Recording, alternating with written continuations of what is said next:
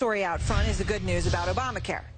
You say, wait, did I just hear you right? You said good news? Yes, I did say good news because I know that you have heard the bad news. We all know about the horrific, very bad, very terrible website that still is not functioning. We know about the poor sign-up numbers. We know about the cancellation notices. But there is another side. According to the Los Angeles Times, quote, a number of states that use their own systems, meaning their online systems, are on track to hit enrollment targets because of a sharp increase in November, according to state officials. So, just moments ago, I spoke to the U.S. Senator from Kentucky, Rand Paul, a staunch Obamacare opponent, and I asked him about the report because it's near and dear to his heart.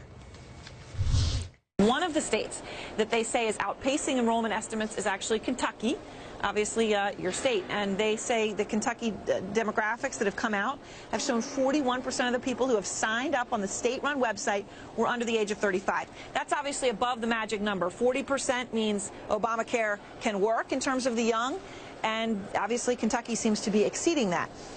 That's pretty impressive. Are you going to say Kentucky is a success story for Obamacare? What I would say is that what's extraordinary about Kentucky's situation is that 40 times more people have been canceled than have signed up. 280,000 people have had their insurance canceled under Obamacare, and 7,000 have signed up.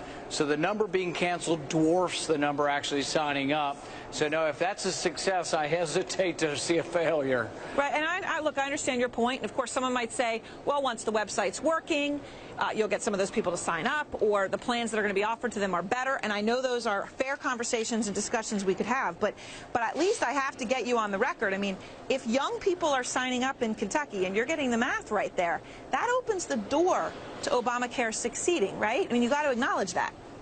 Maybe, but the thing is if you have 280,000 people canceled, a lot of them were young people.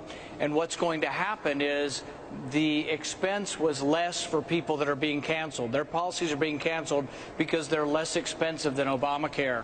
So they're going to be asked to sign up for Obamacare, and I don't think they will because their premiums are going to rise.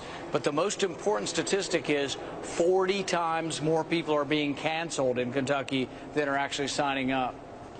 Those people, though, right, over time will have some sort of health care. I mean, some of them could pay the penalty. Maybe. You're totally right. But well, maybe. Because the thing is they're going to have to choose something. They're being canceled because they have something less expensive, and President Obama wants them to buy one of his 4 plans, which are more expensive. But will have better care. Maybe. I mean, if you're a 24-year-old guy, you really don't care if you have dental care for your kids if you don't have any kids, or pregnancy coverage for a wife if you're not married, or infertility coverage if you're not married. So it's better, but it's more expensive, and it may not be what you want because it doesn't apply to you. It applies to somebody else. As a doctor, though, aren't you concerned about the fact that a lot of people say, well, I'm going to buy what I want, right? And I want to buy bare bones. But then something happens to them that they don't expect, and they expect the system, paid for by other people who have insurance, right, and by taxpayers, to come in and bail them out, right, whether that's via the emergency room or some other sort of care. And as a doctor, doesn't that frustrate you? I mean, isn't the whole point to make everybody pay in so you don't have people who think, I don't want this, but then freeload off the system when they actually need it? Well, I'm for more freedom of choice and less coercion. Obamacare coerces you to buy certain products. I'm for letting people buy any product they want. And I will tell you that when people could buy anything they wanted, that the problem, there was 15% of our public that was uninsured.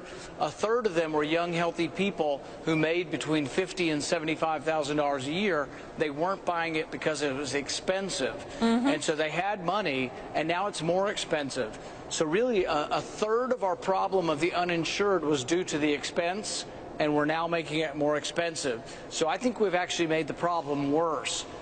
So I really don't see a big upside to this. With all the cancellations, I see young people losing their insurance and being forced to buy something they don't want that's more expensive, and that's coercion. That's not freedom. Is there a way, though, for someone like you to say, especially given your expertise, that you can try to make this better? I mean, you were an early supporter of the Defund Obamacare effort, obviously. You championed the government shutdown in order to do so, and I just wanted to play for you what the president said about that today. One of the problems we've had is one side of Capitol Hill is invested in failure, and that makes, I think, the kind of iterative process of fixing glitches as they come up and